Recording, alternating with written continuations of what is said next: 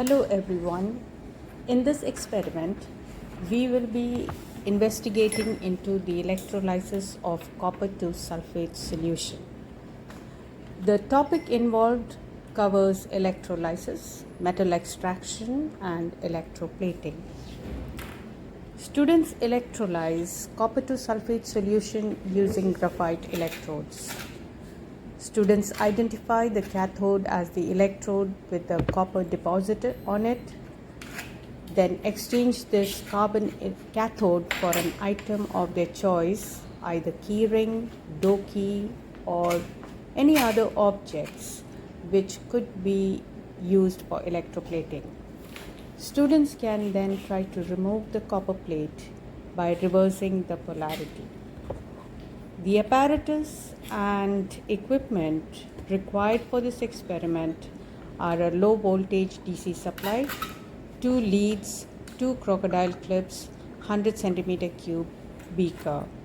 Chemicals per student is 2 graphite electrodes and copper to sulphate solution, 0.1 mole per dm cube. So the students should understand the terms anode, cathode, electrode and electrolyte. So this may need to be explained as an earlier lesson. If students are unsure of electrical circuit diagrams, they may need some explanation in this regard also. For the safety of all the students conducting the practical, they wear eye protection at all times. So the introduction will include when a solution contains positive and negative ions, it conducts electricity. When electricity passes through a solution, chemical reactions may occur at the electrodes. This process is called electrolysis. So what you've got to record is which electrode has a fresh deposit of copper. You will have to set up the circuit shown in the diagram. Do not switch on the power supply until everything is ready. Switch on and leave for 5 minutes.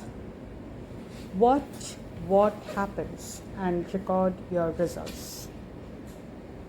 Exchange the copper plated electrode for an iron nail or any other article of your choice, either it can be a key or a key ring, etc. Leave for 5 minutes. Then attempt to remove the copper plate by reversing the polarity. So you can see that now we are electrolyzing the copper sulphate solution using graphite electrodes. We have to keep it for 5 minutes as the voltage used is only 6 volt.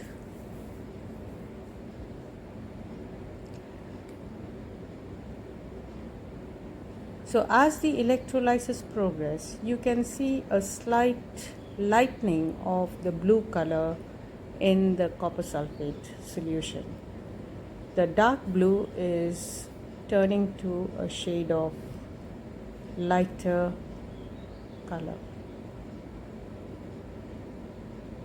As the reaction progresses,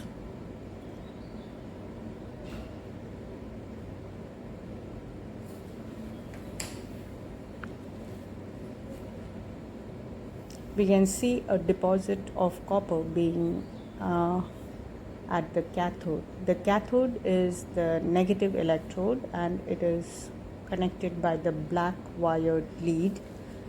The red wire is the positive electrode or the anode.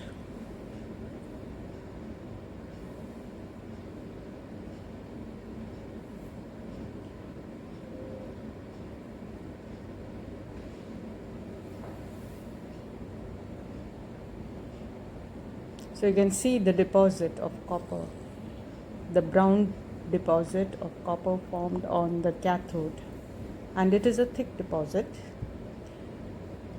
So at the end of 5 minutes, we can take out the electrodes, stop the process, and then reverse the electrode with an iron nail.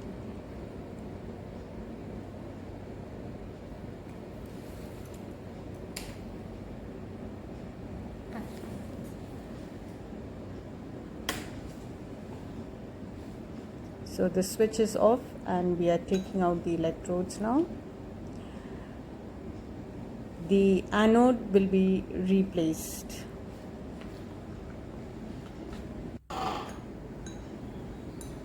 So now we make the copper coated electrode as the anode and a nail we will be using as the cathode.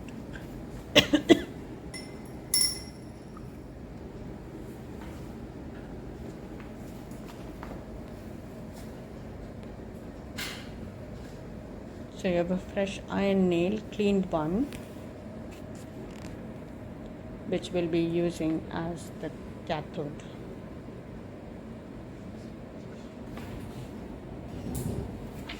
I don't think we have to exchange.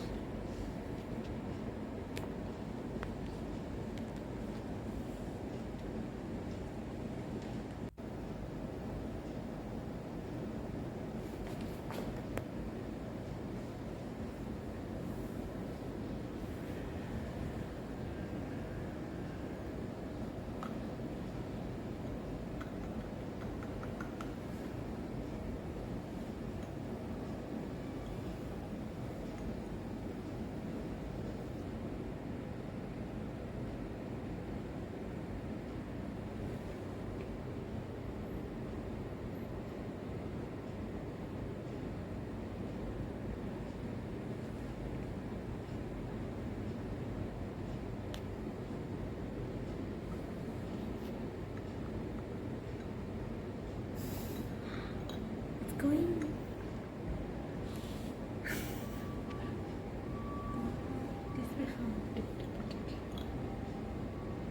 So you can see there a fresh layer of copper is getting deposited on the iron nails.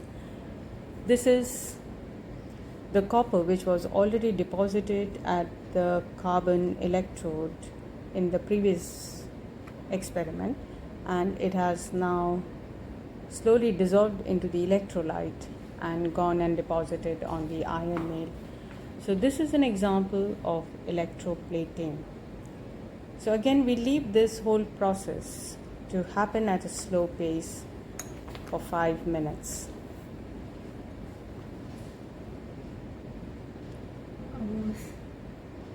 Most of this thing is going.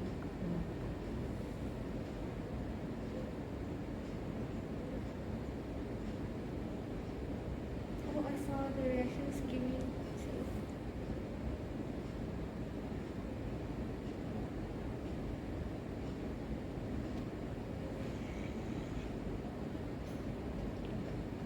Let's figure it out.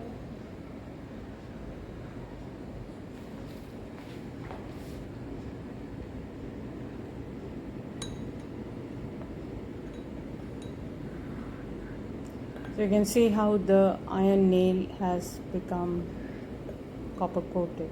The whole of the iron nail has become copper coated, and this is a brilliant example of electroplating. Now, as the process was happening, whatever deposited of copper that we saw on the carbon electrode, they are slowly getting into the solution. So the copper layer on the carbon electrode is becoming thinner and thinner. On one side it's completely gone, and there is a little